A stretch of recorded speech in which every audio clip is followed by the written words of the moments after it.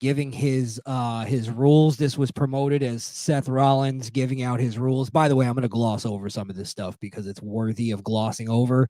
And also I'm going to get into some things that aren't Raw related.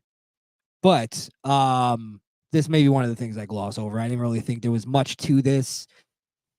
Honestly, this promo between Seth, Drew, and Punk, and usually I'm high on these three getting together and mixing it up in a promo battle. This promo was a mess. That's the best way I could put it. It was kind of pointless, kind of went nowhere. They were just talking over each other at point. Everybody's trying to get their shit in. And Seth in the gayest referee shirt I've ever seen in my life. Just he was more or less kind of just throwing his weight around, and it was the Seth Rollins I don't like returning. He no longer looks like grown man Seth Rollins. But yeah, it was, the whole thing was promoted as here's the rules of the match. We thought maybe there'd be something to that. I was stupid enough to think that, hey, maybe there's going to be a stipulation that they throw in that makes things interesting. And no, not at all. Not at all. Typical Triple H writing, typical Triple H booking. We promoted this as a thing, and it just was, hey, the rule is there's only one rule.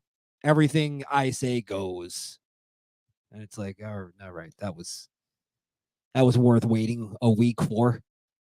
There was a point where it was kind of cringe, kind of awkward, where Punk didn't, because they weren't really clicking in this promo, Punk, tried to cue people to chant his name. He did that thing and he goes, that's why ever since I've been back, people have been chanting my name. Wink, wink, nudge, nudge.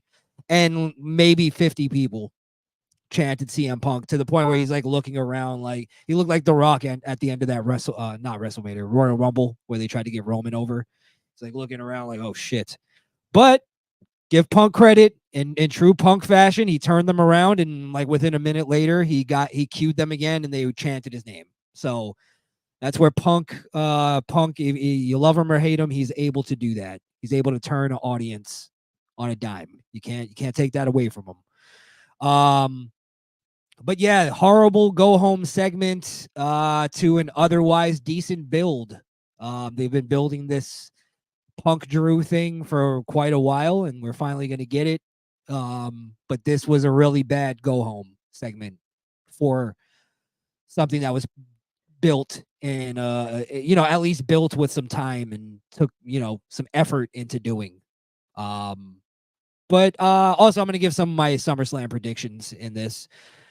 My prediction is that I think Drew is going to win. I think Seth is going to actually screw over CM Punk somehow. I don't know exactly how that's going to happen, but he's going to screw over CM Punk, and they're going to, usher them into their feud because they've been wanting to get to Punk versus Seth for a while. And they're like, listen, Punk is basically put together with rubber bands and super glue at this point. So let's try to get, a big money match somewhere out of this. And I guess they see it as being Seth versus Punk. So I think it's either that, or I was thinking the match goes to a draw, and Seth somehow, fucks both of them. Maybe goes for the pin on either of them and just decides, fuck it, I'm walking out. I don't know. I don't know how they get to it. Obviously, there's going to be a build up to one of them putting hands on Seth. But yeah, it's either one of those two things I see happening. I think I'm leaning more towards Drew getting the win because he kind of needs the win.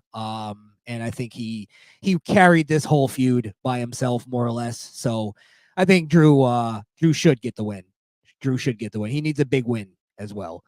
And Punk doesn't really need it. And getting screwed over by Seth is a good way to usher them into their feud. So that's where I think